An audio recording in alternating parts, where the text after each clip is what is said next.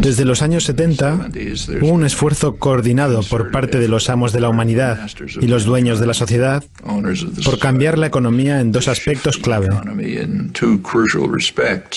En primer lugar, incrementar el papel de las instituciones financieras como los bancos, empresas de inversión, compañías de seguros, etc. En el 2007, justo antes de la última crisis, ya tenían literalmente el 40% de los beneficios corporativos.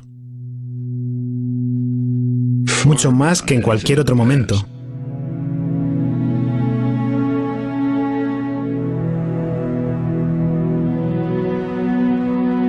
En los años 50 del siglo pasado, como durante muchos años hasta entonces, la economía de Estados Unidos se basaba principalmente en la producción. Estados Unidos era el gran centro industrial a nivel mundial.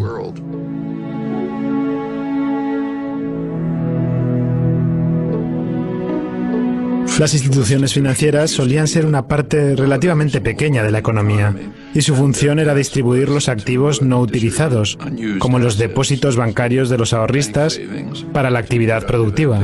The bank always has on hand a reserve of money received from the stockholders and depositors. On the basis of these cash reserves, a bank can create credit. So besides providing a safe place for depositing money, a bank serves a community by making additional credit available for many purposes. For a manufacturer to meet his payroll during slack selling period, for a merchant to enlarge and remodel his store, and for many other good reasons why people are always needing more credit than they have immediately available. That's a contribution to the economy. Se estableció un sistema de regulación. Los bancos se regularon. Los bancos comerciales y los bancos de inversión fueron separados para limitar sus prácticas de inversión de riesgo que pudiesen afectar a los particulares. Como recordarán, durante el periodo de regulación no hubo quiebras financieras, pero a partir de los 70 la cosa cambió.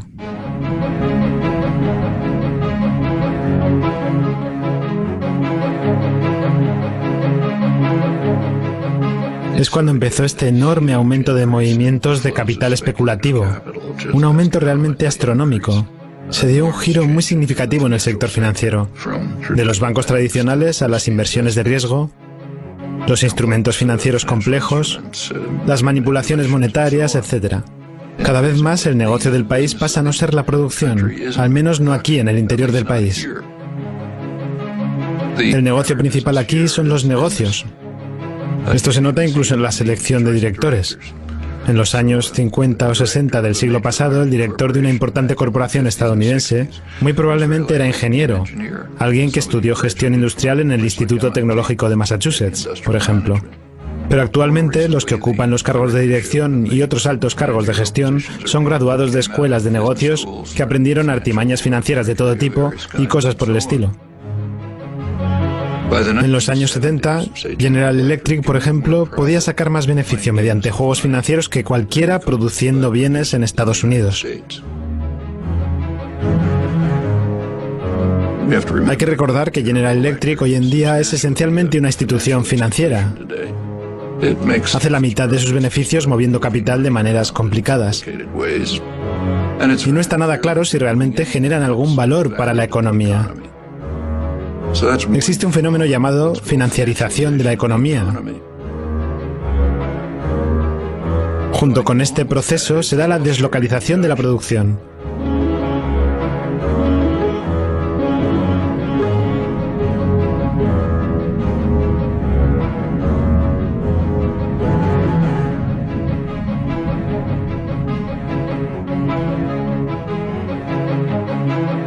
El sistema comercial fue reconstruido con el objetivo explícito de poner a los trabajadores a competir entre sí en todo el mundo. Y esto conduce a una reducción en el porcentaje de ingresos que recibirá la clase trabajadora. It's been particularly striking in the United States, but it's happening worldwide. It means that an American worker is in competition with a super exploited worker in China. Los profesionales altamente remunerados están protegidos. Ellos no tienen que competir con el resto del mundo en absoluto. Y por supuesto, el capital puede moverse libremente. Los trabajadores, la mano de obra, no pueden moverse libremente, pero el capital sí. Otra vez, remitiéndonos a los clásicos como Adam Smith, él señaló que la libre circulación de la mano de obra es la base de cualquier sistema de libre comercio. Pero los trabajadores permanecen en su mayoría atrapados. Los ricos y los privilegiados están protegidos y las consecuencias son obvias. Ellos reciben reconocimiento y elogios. Las políticas están diseñadas para incrementar la inseguridad. Alan Greenspan, a la hora de declarar ante el Congreso, explicó su éxito en la gestión económica con lo que él llama una mayor inseguridad de los trabajadores. La limitación en el aumento de los sueldos se ha hecho evidente en los últimos años. Pero, como ya he comentado con bastante detalle en mi declaración del mes pasado, considero que la inseguridad laboral desempeñó un papel dominante en este caso. Manteniendo inseguros a los trabajadores, los tienes bajo control. De este modo no van a exigir salarios decentes, ni condiciones laborales decentes, ni tampoco el derecho a la libre asociación, es decir, a formar sindicatos. Y a los dueños de la humanidad esto les va bien. Ellos van sacando beneficios. Pero para la población es devastador. Estos dos procesos, la financiarización y la deslocalización de la producción, contribuyen al círculo vicioso de la concentración de la riqueza y del poder. Si analizamos la historia de las regulaciones, por ejemplo, la regulación ferroviaria, la financiera, etc., verán que normalmente o son impulsadas por los consorcios económicos que están siendo regulados o apoyadas por estos. La razón es que saben que tarde o temprano podrán controlar a los reguladores.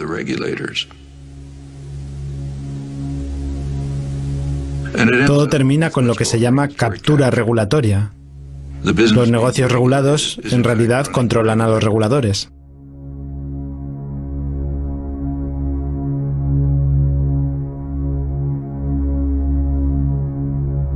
Esto llega al extremo de que los grupos de presión de los bancos son los que en realidad escriben las leyes de regulación financiera. Eso ha ocurrido a lo largo de toda la historia y, una vez más, es una tendencia bastante natural si se fijan en la distribución del poder. One of the things that expanded enormously in the 1970s is lobbying, as the business world moved sharply to try to control legislation. Business world was pretty upset by the advances in public welfare in the 60s, and in particular by Richard Nixon. It's not too well understood, but he was the last New Deal president, and they regarded that as class treachery. In Nixon's administration, you get the consumer safety legislation, safety and health regulations in the workplace, the EPA, the Environmental Protection Agency. Business didn't like it, of course. They didn't like the high taxes, they didn't like the regulation, and they began a coordinated effort to try to overcome it. Lobbying sharply increased. Deregulation began with a real ferocity. There were no financial crashes in the 50s and the 60s because the regulatory apparatus of the New Deal was still in place. As it began to be dismantled under business pressure and political pressure, you get more and more crashes.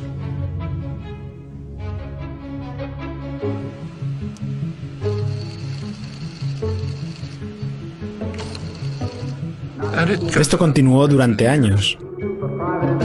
Empezó en los 70 y en los 80 fue cuando se disparó. Se pidió al Congreso que aprobara garantías de préstamos federales de entre 1.000 y 1.500 millones de dólares para una empresa automotriz. Pues bien, todo esto es bastante seguro, teniendo en cuenta que saben que el gobierno va a ir al rescate.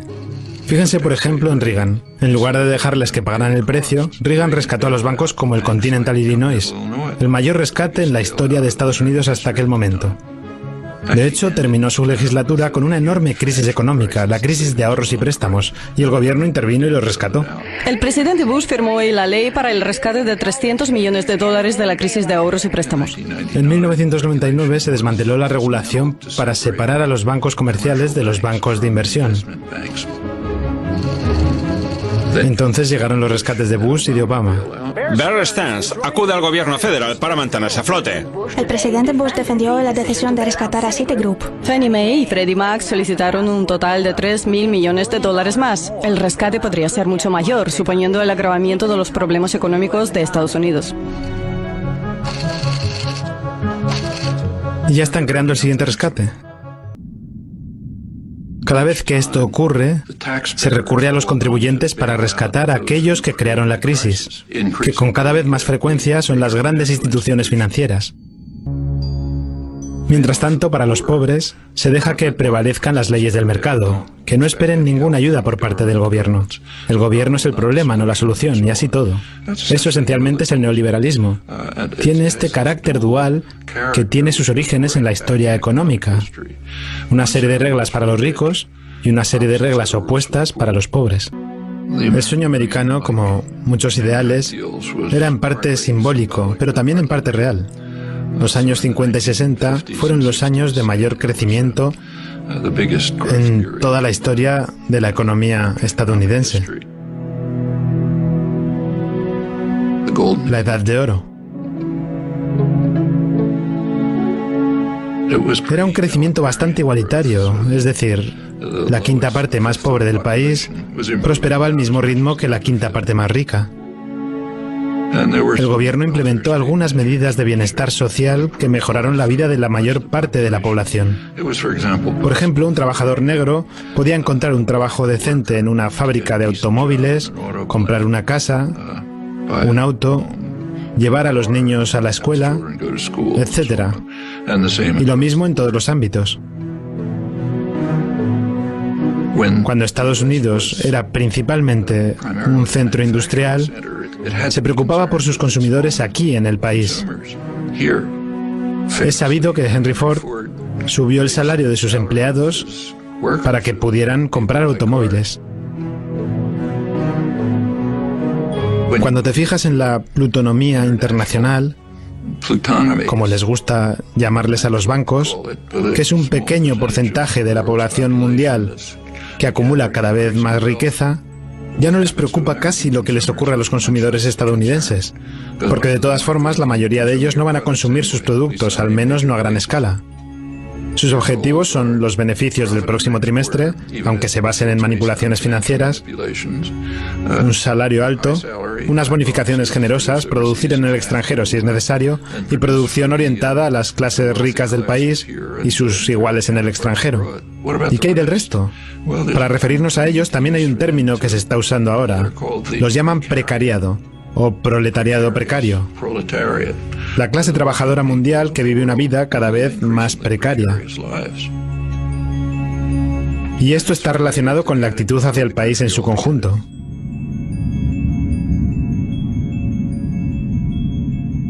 Durante el periodo de gran crecimiento económico, en los años 50 y 60, aunque en realidad fue antes, los impuestos a las personas ricas eran mucho mayores. Los impuestos a las corporaciones eran mucho mayores, al igual que los impuestos sobre los dividendos. Es decir, los impuestos sobre la riqueza eran mucho más altos. El sistema tributario se rediseñó de modo que los impuestos de los ricos bajaron y, en consecuencia, los del resto de la población crecieron.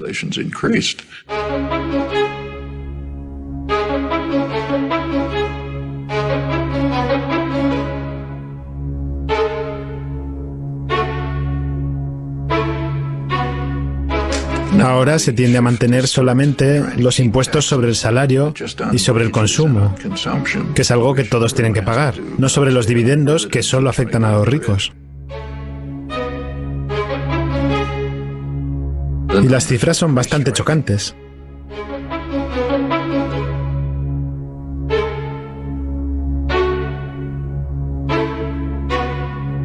Por supuesto hay un pretexto para eso. Siempre hay un pretexto. En este caso el pretexto es que así se fomenta la inversión y se incrementa el empleo. Pero no hay ninguna prueba de ello. Si quieres fomentar la inversión, dales dinero a los pobres y a la clase trabajadora. Tienen que sobrevivir, por lo tanto gastarán sus salarios. Eso estimula la producción, estimula la inversión, aumenta el empleo, etc. Si eres ideólogo de los amos, sigues otra línea. De hecho, ahora mismo es casi absurda. Las corporaciones tienen los bolsillos repletos de dinero.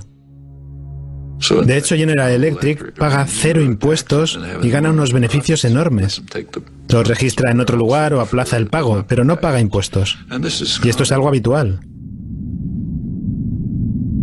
Las mayores corporaciones de Estados Unidos han transferido la responsabilidad de mantener a la sociedad al resto de la población.